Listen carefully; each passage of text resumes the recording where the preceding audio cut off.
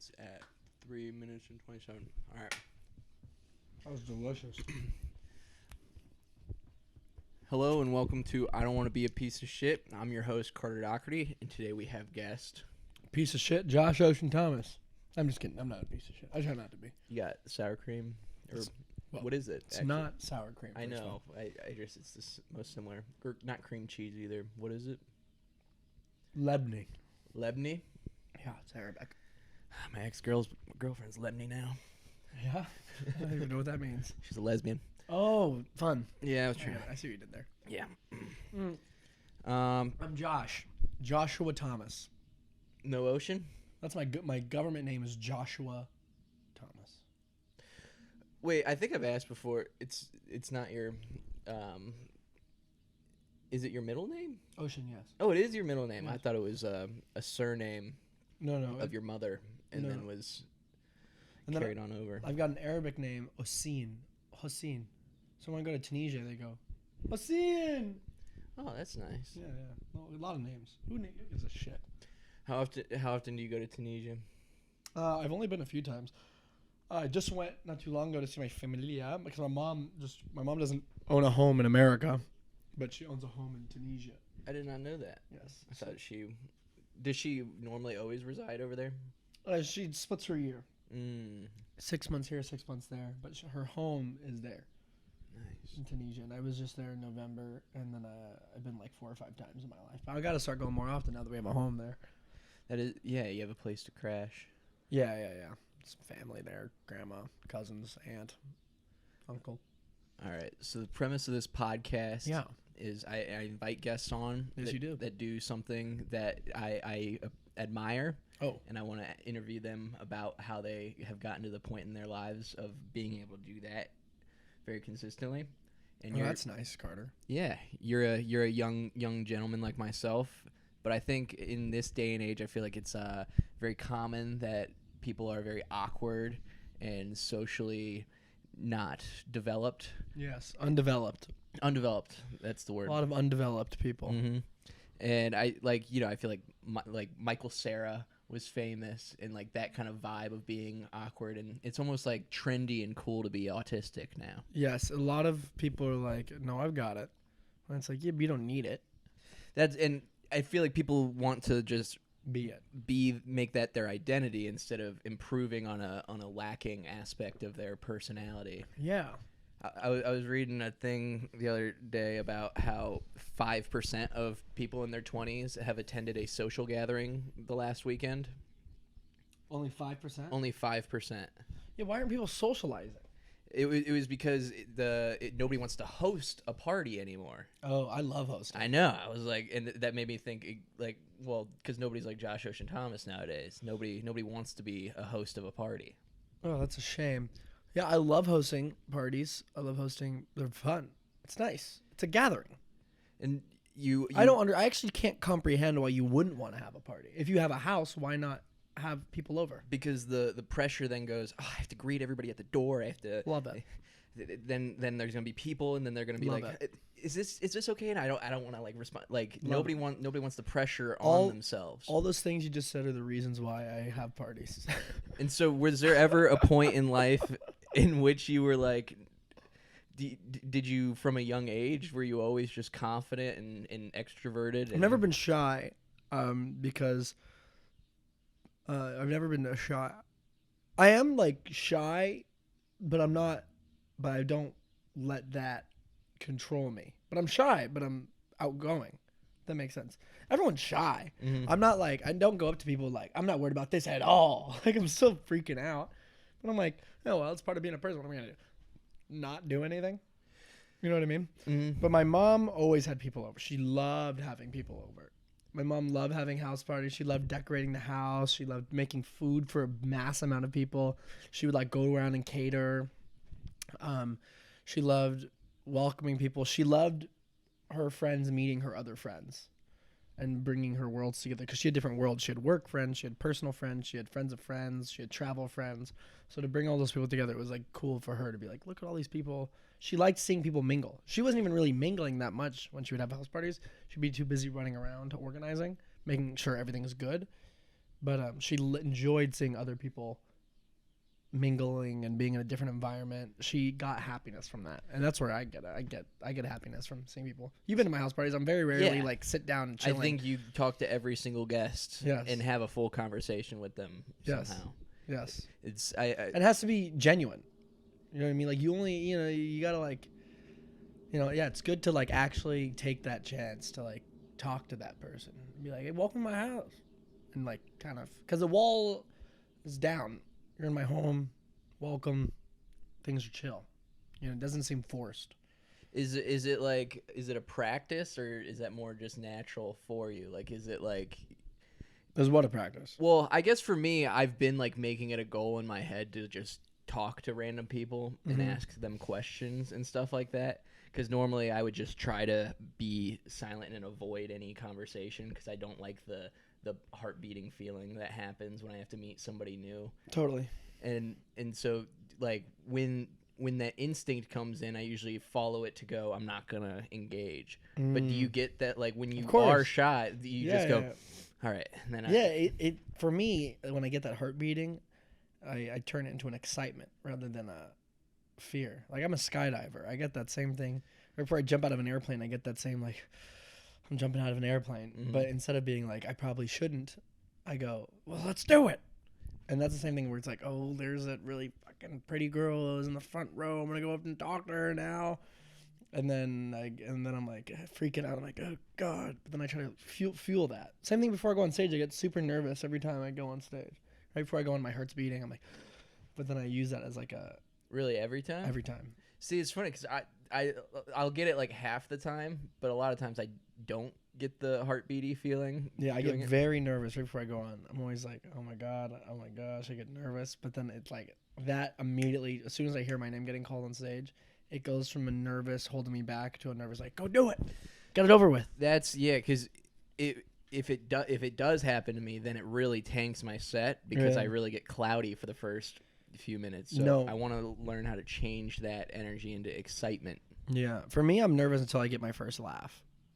Yeah, I've always had just like jokes that are my go-to openers every time. Yeah, 'cause I know that they work at the beginning, no matter if they already like me or not.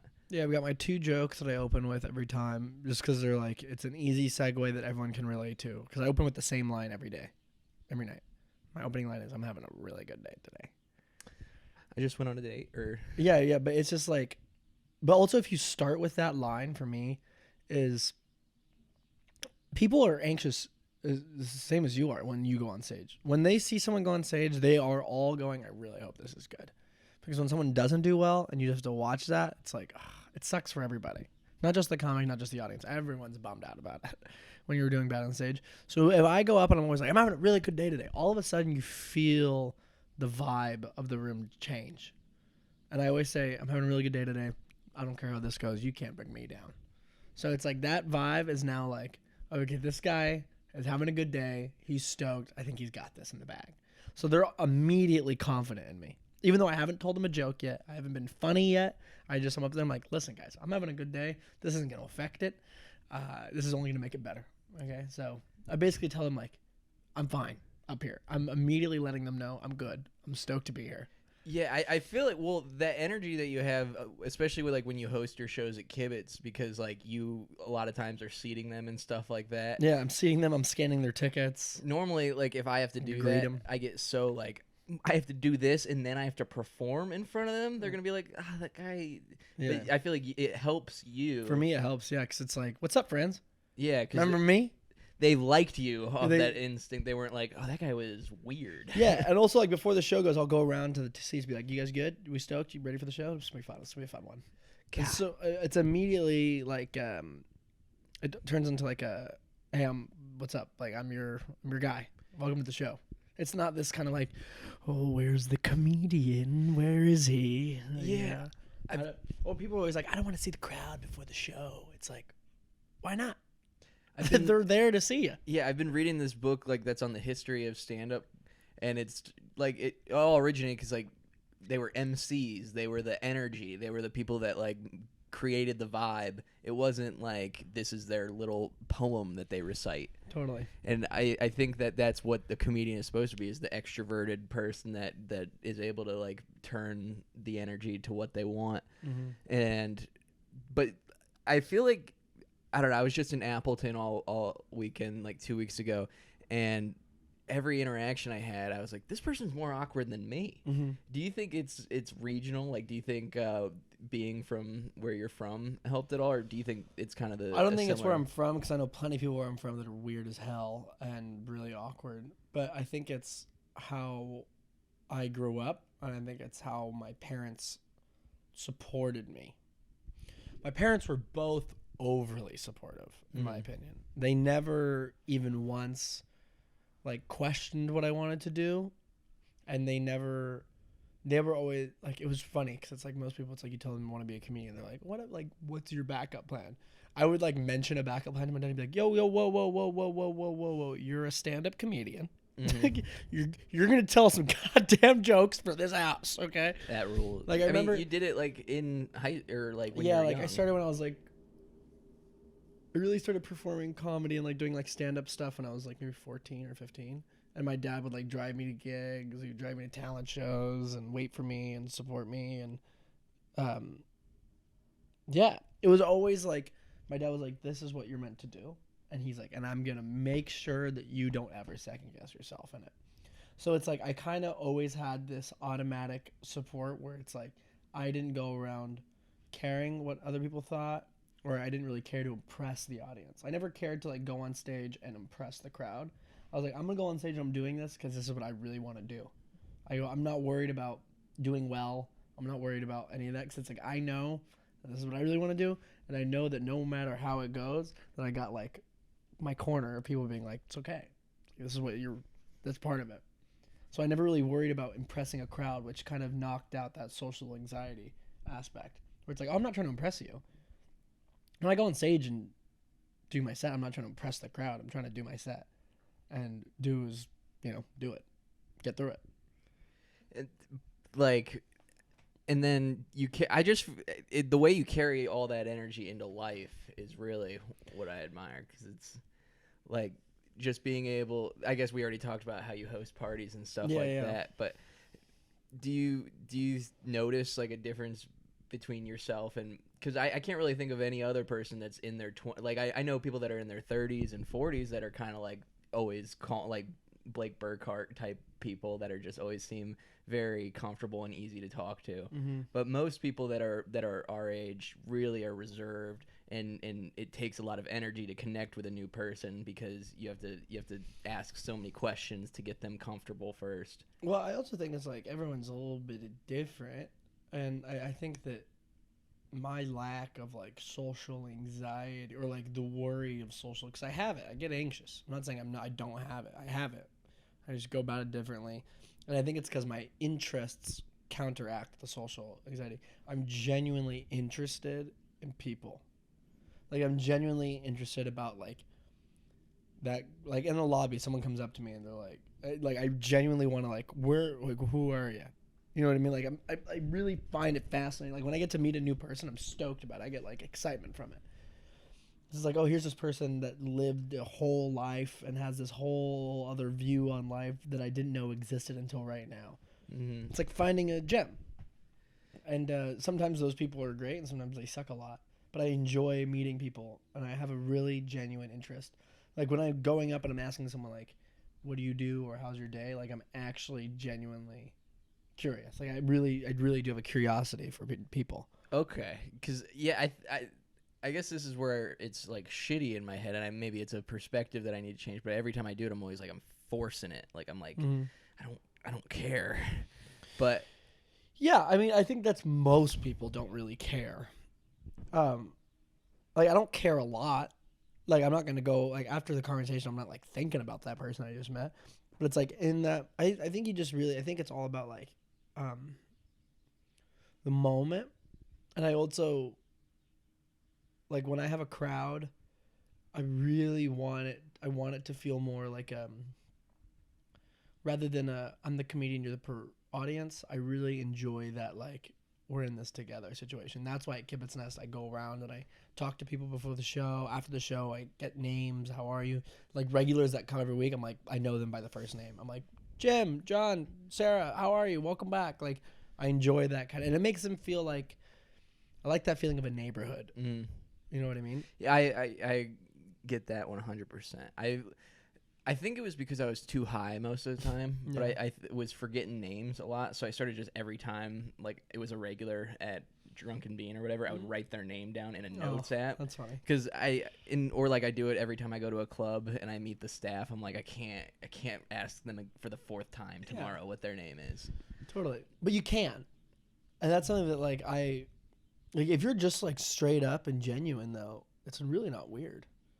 Which is something I had to learn in college and stuff like that, because I would be too shy to be like, oh, I forgot that person's name. I'm just gonna avoid them.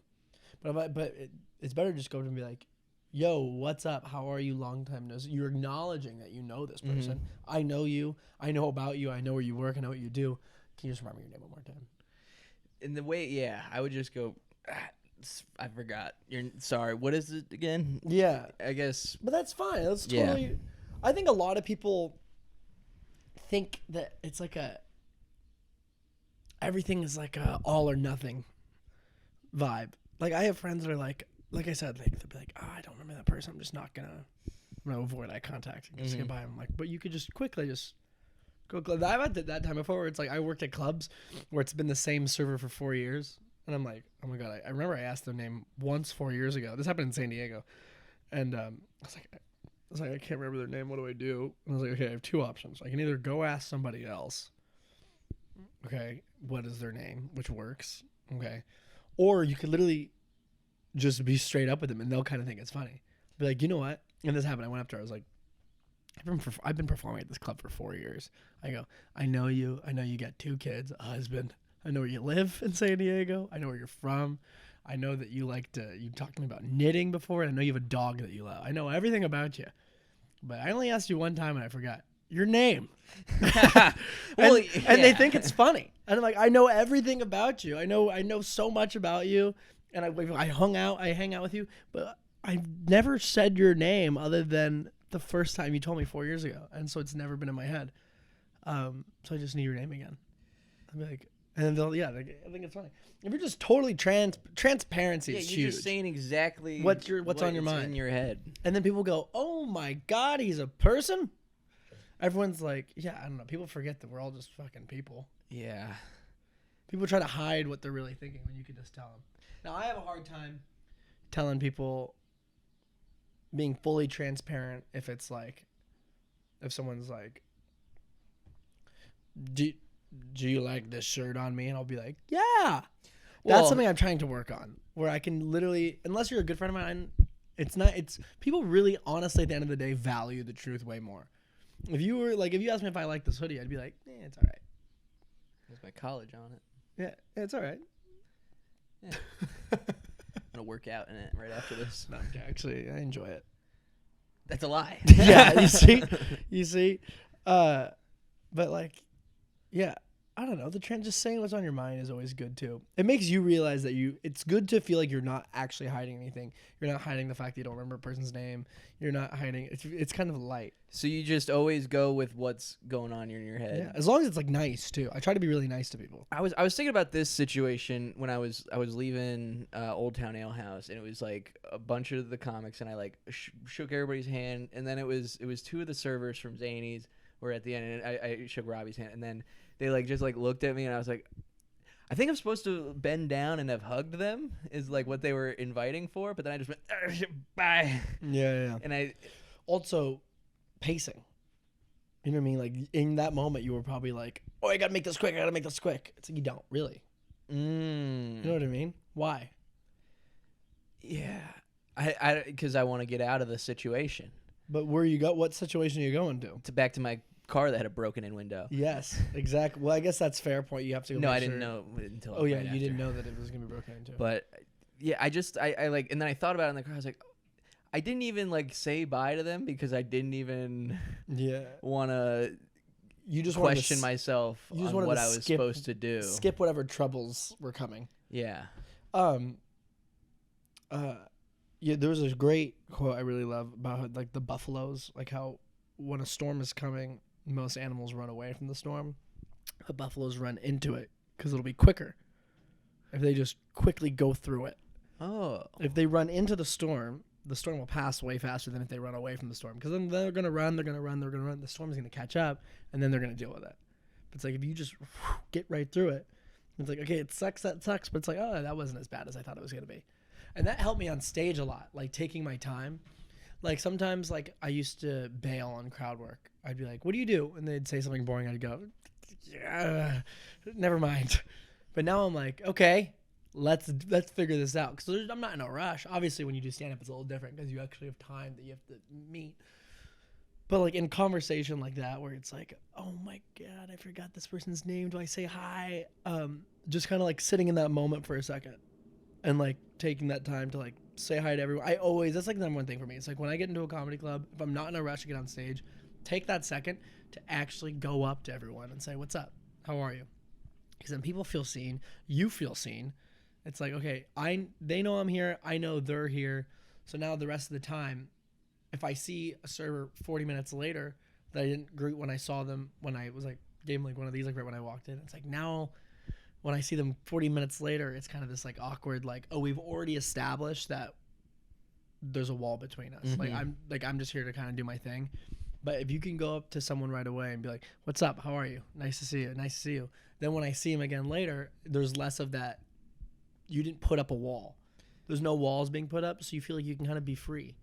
And anywhere you go in the club, you feel welcome there because you've acknowledged them and they've acknowledged you already. You don't feel like an intruder. You feel like, oh, I'm home. Yeah.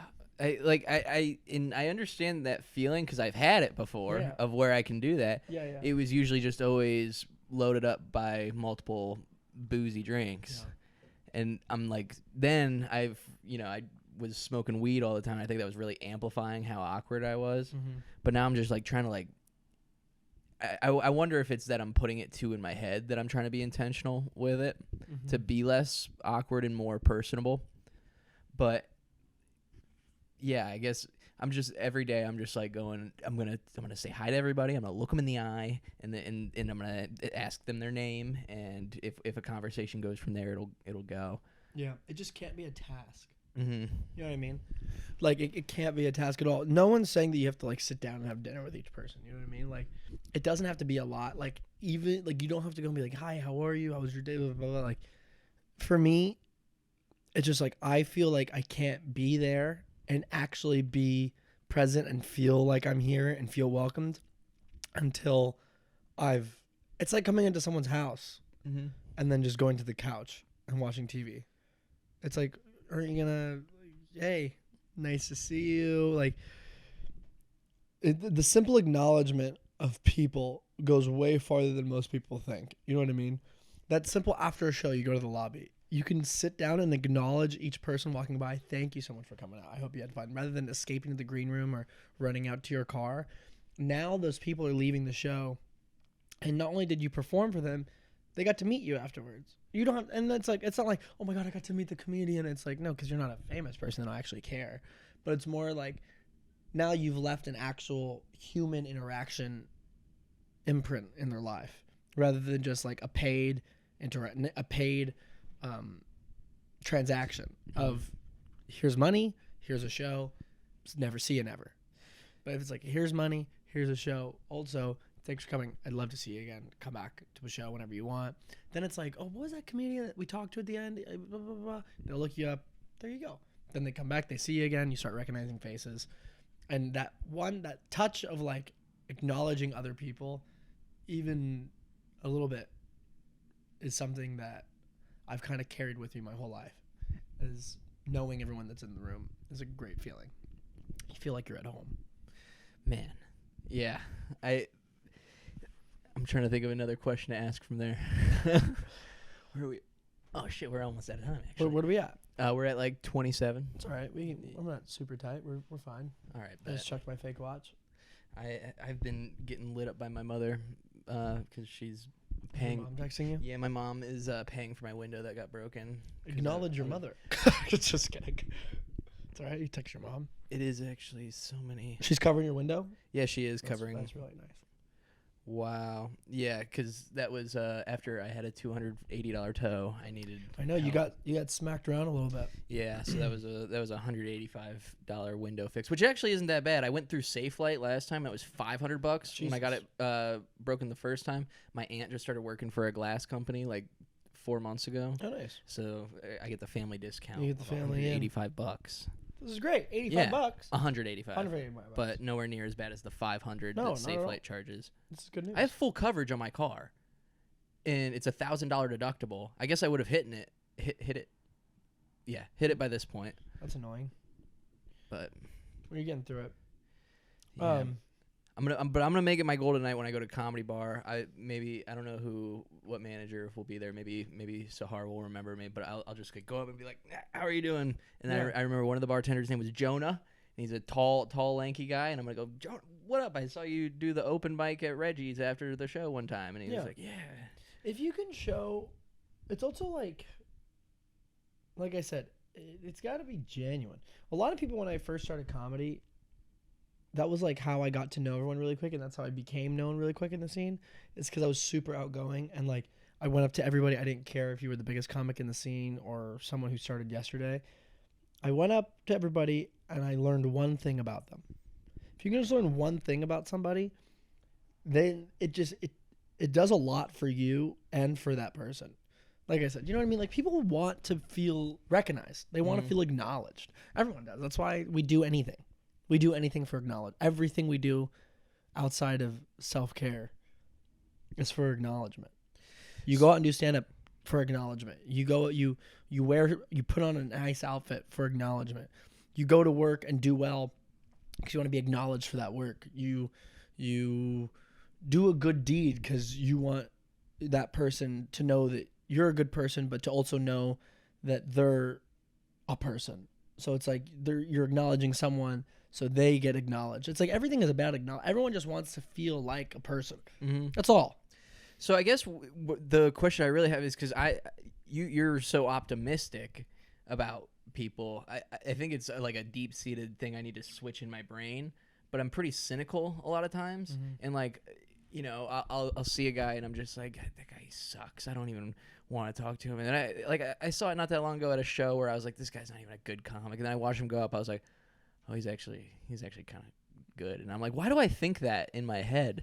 And so I'm trying to just like when I have those thoughts, like acknowledge them and be like, that's not what you actually think. You're just being an asshole. Yeah. But do you like when you talk to somebody that you're like, this person's kind of annoying, I don't really want to be around him, but you like it seems like you're able to talk to people that I would normally go, I don't even want to deal with that guy. And make them feel appreciated and acknowledged, even when like it seems. If it's someone that let's say I'm going up to someone that I don't even really, I would never hang out with. It's not like someone that I consider to be a friend. I think it's still just. I wish more people just had a sense of humanity. It's like, okay, I know we're not friends. I know we're not gonna. Excuse me, I just threw up. But it's like I know we're not friends. I know we're not gonna be friends. And I don't even per se need to really be a fan of what you do.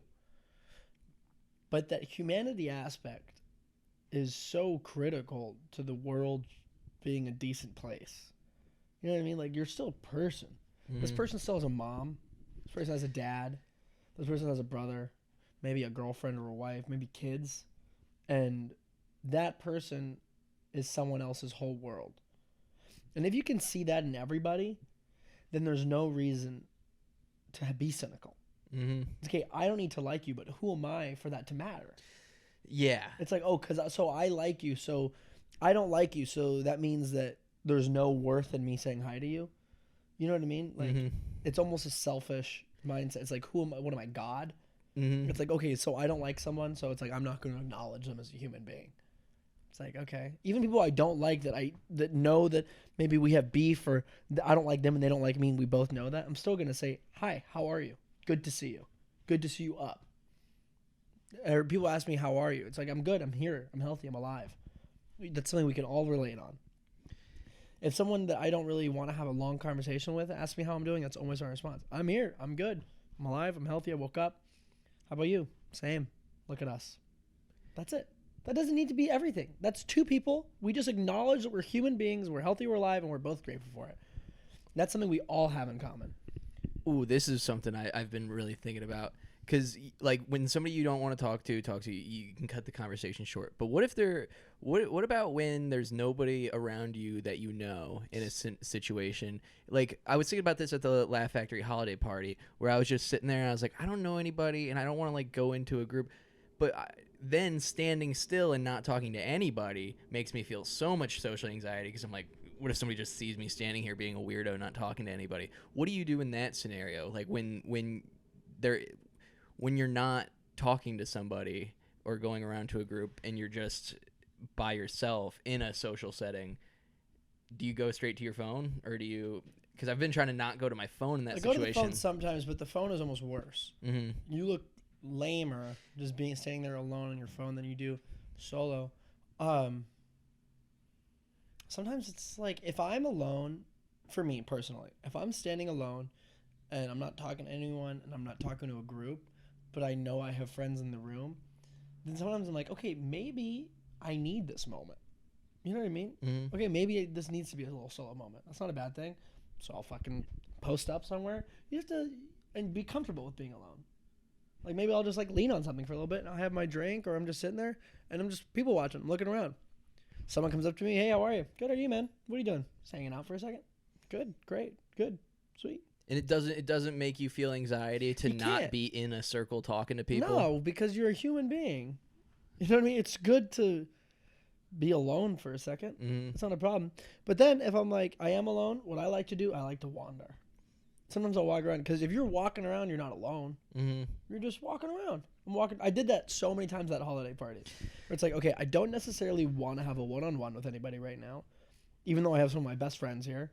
But I also don't want to just go sit in a group right now. I also don't want to just sit and be stationary. And I also just wanted to stand still. So what I started doing, started walking around. You walk around, you do drive-bys. Mm-hmm. Happy holidays, man. Nice to see you. Happy holidays. Good. Then you're not alone. You know what I mean? Like, I never felt alone at a holiday party, but I had a lot of alone time. Whereas, like, I was getting overwhelmed, and I was like, oh, just start walking around. Hey, nice to see you. What's up, man? Happy holidays. Good to see you. Hi. Happy holidays.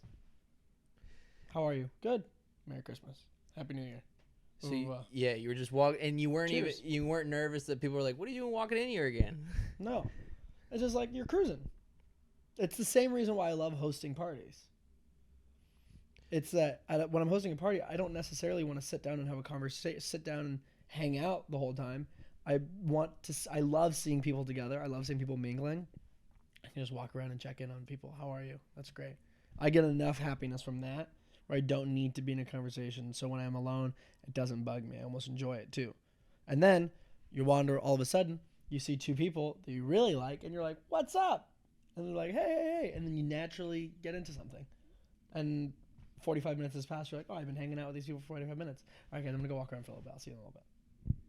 All right. Yeah. I really, I don't know, respect that. Yeah, it's not like I said, it's that same thing that we were talking about. Like, in your head, you're like, oh God, shit, I'm alone. I gotta go find something quick. It's like, no one else is thinking that about you. Yeah. No one else is worried about that.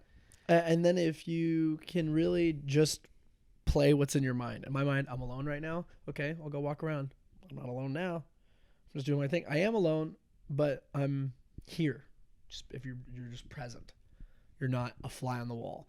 There's a difference between sitting in a corner like this and just like looking around. That's strange. Don't just be the fly on the wall, the wallflower. You know what I mean? Like, if you want to be alone, if you want to really be alone and you don't want to talk to anybody, go home. True.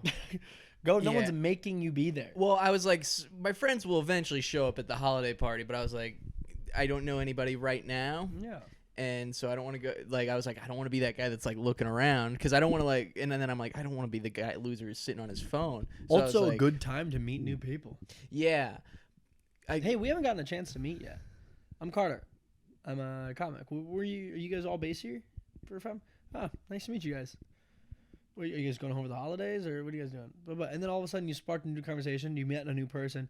Now maybe in a month you're gonna see that person at a mic or a show, and then you're like, hey, how are you? That wall is gone because you've acknowledged that person. Mhm. That person has acknowledged you. That wall doesn't exist anymore. Yeah, that's why I liked meeting people at the beginning at open mics and stuff, because the barrier is you saw them do a set and you can go, I liked that joke. Yeah, exactly. It's tough at the holiday party to go like, I'm a comic too, and then they're like, well, is he really a comic though? Like, yeah, but like, it's always good. There's common ground everywhere you go. There's always common ground that can spark a conversation. At a holiday party, the common ground is happy holidays. We are here celebrating the holidays. What are you going to do for the holidays? Any holiday plans? Nice to see you. You know what I mean? If I'm at a grocery store, sometimes if I'm in line with someone and the line is long, I'm not just going to stand there. It's like, what am I, a zombie? I'll look at the person behind me and be like, this line. We're both in that line. That sucks. But yeah, nice. And then sometimes, but this is me being overly social, but sometimes I'll look at the groceries and be like, what are you making? See that, like, I want to be that guy. You know what I mean? Like, it's like there's common ground everywhere you go to start a conversation easily. And society and phones and all that has trained us to mind your business. But in reality, we're social creatures. We're social animals. No one's going to completely negate, or I don't think that's the word, completely neglect a potential interaction with another human being. Like, if I'm sitting at a bus stop with someone, and it's just me and them on a bus stop, and we're both sitting on the bus stop, it's like, really? Me and you are going to sit on this bench for 15 minutes together and not acknowledge that we exist. Really? What world am I living in? So I'll go, hey, you know when the bus is coming? No? Me either. How are you? You from Chicago? Boom. You started something. Wow. It's like, now I see this. I hate that. That's my least favorite thing that I see people do. It's like, really? It's like, we're going to set this bus up, or what's another one that you see all the time? The elevator is the worst. Really? Oh, man. Me and you are going to stand in this box together for 15 floors and not even wish each other a good day until the doors open. Because, like, we wait for that escape. Like, okay, they're leaving. Okay, bye. Have a good day. God, I just had that in a hotel where I was going down, and it was just me and this couple. And I could have started, but I just, like, stared at the wall, looked up for a second, looked around. It also is one of those things where you have to nip in the butt right away, because if you don't, then you have established that you don't want to have a conversation. That's, I guess, because it's always like I catch myself. I'm like, oh, why you just talk? And then I'm like, well, now you've. Yeah. So now it's weird, because now it's like, oh, why did I wait so long? Now they think I'm thinking about it. Fuck, I'm just going to keep to myself. When in reality, when I walk in an elevator, if there's another person in there, hey, how are you? Good. It's cold. And that just makes other people feel good. It makes everyone feel better. It just does. The way that I'm doing it, it makes the other people act how I'm acting. It makes everything better. And so because I think about it all the time. I'm like, when do I feel comfortable? Oh yeah, when the other person like is the driver of it, and I'm like, well, then I can be the powerhouse behind it. I can do it sometimes. Yeah, it really is. It makes everyone happier. There's this place called Windy City Euro, and it's right down the street. And the guy at the register is the same guy every single day for the last year. And every time I would go in, he's just kind of like this, like, guy. You go in. What do you want? This. Okay, $20. You pay him. That's it. And I was like, I went in so many times where I was trying to like, how have I not had a conversation with that guy? But I've seen him every day for a year, or every week. I go in once a week to get soup, and I still have yet that interaction.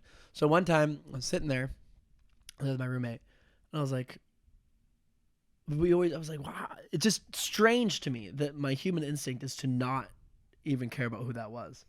And then I remember one day he was wearing a Las Vegas. I was like, oh, Vegas? You like Vegas? And he went, yeah, I like Vegas. And I was like, that's nice. And then my roommate's like, I'm from Vegas. And he goes, you're from Vegas? Like, yeah, I'm from California. He goes, wow, West Coast. And I go, where are you from? He's like, here. And like, he's like this, like, he has this thick accent and he doesn't smile. And then I was like, and I remember being like, what's the soup today? He's like, lento. And I go, you like that one? And he's like he was shocked by it. And he was like, and he just has this little smile. He goes, It's my favorite one. I already had 2 today. And I'm like, hell yeah, man. That's great news. I always come for the soup over the day. I love the soup. He goes, yeah, lento, Friday, Saturday, cream of cheddar, cream of broccoli, Sunday, vegetable soup. Love the soup, man. I'm like, yeah. He's like, you guys local? And I'm like, right down the street. I love this place. I see you all the time. And now every time I go in, I'm like, what's up, man? And he's like, hey, buddy. Yeah. Every time. So And it's you like, changed his demeanor. totally. So now it's like I walk in and I see him talking to all these strangers. And then me and my roommate walk in and it's immediate like, and it's like you see his brain go, literally, you can see him think to himself, those are the people that actually acknowledged me. Whoa. And then I walk in, and I'm more excited. I walk in, and I'm hoping that it's him. And I'm like, there's the guy. Mm-hmm. But now we've done it with every person there. So when we walk in, now it feels like home. Same reason, like home doesn't have to be like your house or where the heart is. It's just home is where you are comfortable. Is home, is a feeling of home. Home is a feeling. It's not a place. You know what I mean? So now I walk into that little diner, middle of the night, to grab some food after a show. I immediately feel home because now I'm happy to see them. They're happy to see me because we tore down that wall of like, hey, this is just an interaction. This is just a transaction. It's like, we don't need that wall. What's up? You're a person. I'm a person. How are you? And we've acknowledged each other's presence. And now we're both grateful for that. And you can see the gratitude in it. And the gratitude is that, hey, buddy, how are you? Nice to see you. That's that gratitude. They're literally telling, it's nice to see you. Mm-hmm. That sentence is so much more than people think. It's just a sentence we say. Saying it's nice to see somebody is someone telling you, being like, it's nice to see you because you've acknowledged me and I've acknowledged you, and I'm happy to see that you're still alive and you're still healthy and you're still vertical. It makes me so happy. It's nice to see you. God damn. Have you ever heard of meta meditation? Mm-mm. I've been doing that a lot of days. You just wish that, like, for like one person that's really close to you, one person that's neutral to you, one person that you hate. Yeah. And also for yourself, you wish those things, but you like recite it over and over in your head. Mm-hmm. But I'm like trying to just naturally, like, because of my like cynical thinking towards a lot of people, where I'm like, I write people off because I think I'm like, it's a selfish, egotistical thing a lot of times, where I'm like, in my head sometimes think I'm better than a person. I'm like, you're not. If I like think about it objectively for a second, I'm like, you're not. But if I think about it, or like my initial reaction will be to do that. And so I'm trying to just rewire that and go, be more compassionate and actually wish people a nice day. Yeah. And a nice life. Yeah, it's good. But it's really interesting to see the gratitude that comes from somebody after you acknowledge their presence just one time. Like I said, I used to walk in that diner every day, and it was the same reaction. What can I get you? What do you want? Here. Okay. Next. And then now, literally just one time. Where's that hat? You like that hat? The hat's in Vegas. You like Vegas? I've now acknowledged that this man is not just the other side of this transaction. Yeah. And it changed everything. Now I get a nice to see you. How are you? I say it back. Now I come in, and if I don't order the soup, he gives me a little side of soup. He goes, you got to try this soup. Oh, that rules. You know what I mean? So it's like, it's completely changed.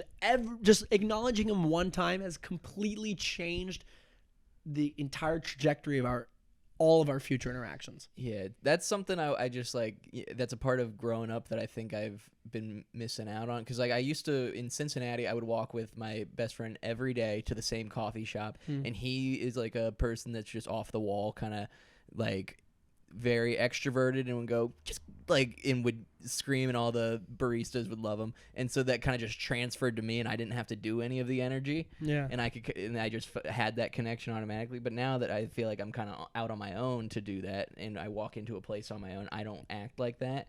And I just think that that's something that a lot of young people don't do. And just if everybody works at it a little bit more, people will be more social and totally be more compassionate and kind. I work at that cafe, and I try, for any regular that comes in, I try to remember one thing about them. That's my rule. Like I told you, the one thing rule. My one thing rule is, like I said, just know one thing about that person, because it's not like we're friends. We're not trying to build a friendship, but if you can learn one thing about that person, it makes the conversation so much more humane. Like this guy came in, that he comes in all the time. And the one thing I know about this guy is that he is a Packers fan. He's a Green Bay Packers fan. Mm-hmm. That's all I know about him. That's all. Literally, I don't even know his name. I only know that he likes the Packers. He came in on Sunday. I go, big day for you, because the Packers are playing that night. And he was like, "Oh, shut up! You know we're not gonna win." And we had that little laugh. I go, "I know. What can I get you, by the way?" And he tells me, and I go, I hope your team wins tonight." And he's like, "Thanks, man. I appreciate it. I'll see you later." That's my one thing. This girl came in. She's been pregnant for so long. All of a sudden, she wasn't pregnant. I go, How was it? How's the kiddo?" You know what I mean? That was the one thing I knew about her, is that she's pregnant. It's obvious, but I knew that's the one thing I knew about her. This other guy comes in with his son every day. One time he came without his son. I go, "Where's the kiddo?" And he's kind of like, "Oh, he's at school today." I'm like, "Oh, tell him he said hi." It's like, if you can learn one thing about each person, or this one girl always comes in with funky glasses. Mm-hmm. And I'm like, I like these shades. These are some of my favorite ones you brought in. My one thing that I know about her is that she wears the shades. This one guy's a musician. I go, "Any gigs coming up? Any fun gigs?" So it's like, there's one, if you can learn one thing about each person, then they want to come back, because they're like, "Oh, I like that I can go to a coffee shop in the morning, get my cup of coffee, and one thing that's going to make you feel more awake and more human than a cup of coffee in the morning is being acknowledged as a human." So if they can go somewhere where it's like, I can get a cup of coffee and acknowledged as a person, I'll go back there every day.